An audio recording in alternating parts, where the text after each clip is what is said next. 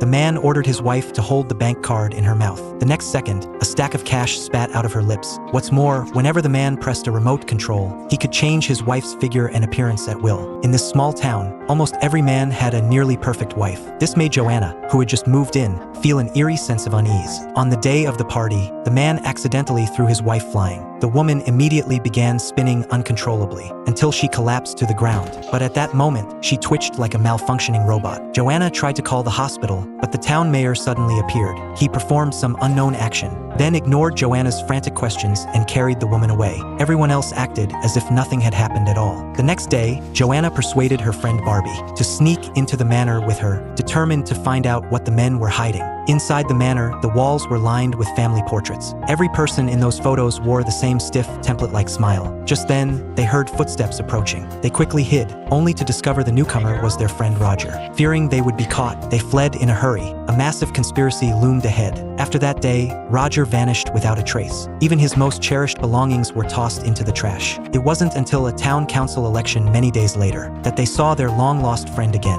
But Roger was completely unrecognizable. Once a gentle gay man, he now wore a sharp suit and sneered, "I'm no sissy." That night, Joanna did some research online. She found out that all the wives in the town had once been top professionals in their respective fields. What's more, their actual ages didn't match their youthful appearances, as if they had been genetically modified. She was about to tell her friend Barbie everything, only to find that Barbie had also turned into one of those perfect wives. Even when Joanna placed her hand on the red-hot stove, Barbie didn't flinch or feel a thing. Joanna was overcome with terror and tried to escape the town with her family. But her house was completely empty. She rushed back to the manor to search for them. The family portrait placed on the table seemed to taunt her. She was going to be the last perfect wife of the town. At that moment, all the men in the town emerged, her husband included. Only then did she finally uncover the town's dark secret. The men had never been satisfied with their strong, successful wives, so they had implanted microchips in their wives' brains to control them, turning them into obedient, docile beings. This way, the men's twisted sense of superiority and vanity were fully gratified. The mayor had long since prepared a plan to perfect Joanna too. In the end, she was transformed into one of them. Until one evening, at a grand dinner party,